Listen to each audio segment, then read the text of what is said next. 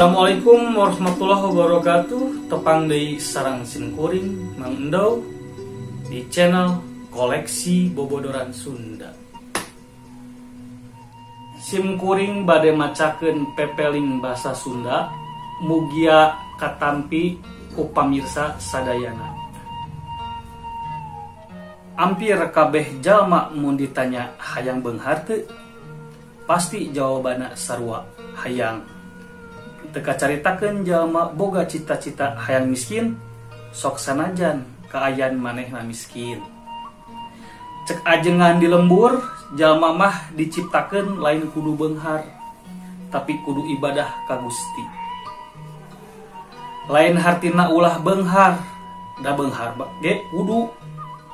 Sabab ku kabeungharana urang bisa nulungan nu butuh, nalangan nu susah. Ari beunghar jeung miskin mah ukur ujian hirup. Nu beunghar diuji ku kabeungharana, nu miskin diuji ku kamiskinana.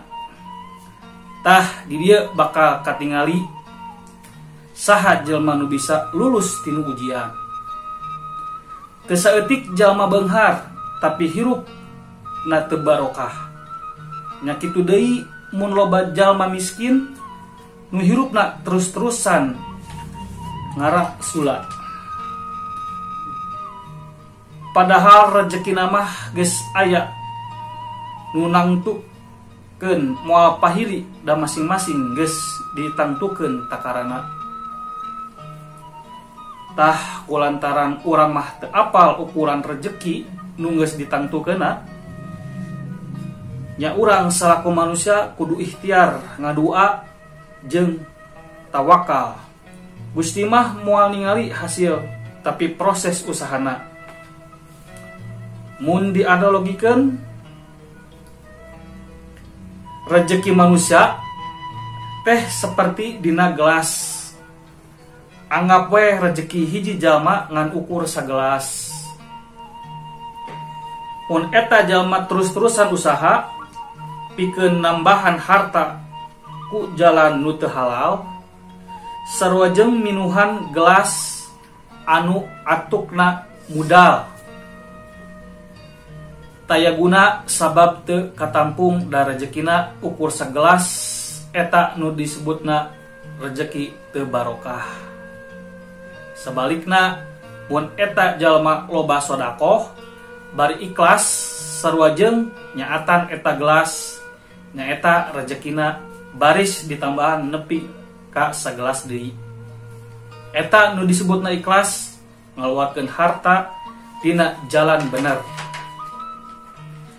Intina kumaha wae kaayaan urang rek beunghar rek miskin tetep kudu ikhtiar. Ngadua jeung tawakal. Tilu hal eta mangrupakeun proses ibadah salaku makhluk anu jadi kholikna. Miskin kudu sabar, nu beunghar kudu nyaah kanu miskin. Nu namina manusia teu aya nu sampurna. Nu beunghar nu miskin sarua wae. Anu aya ulah ngahina kanu teu boga, kanu leutik ulah nepi ka nincak. Kanu susah ulah mandang ku sabelah.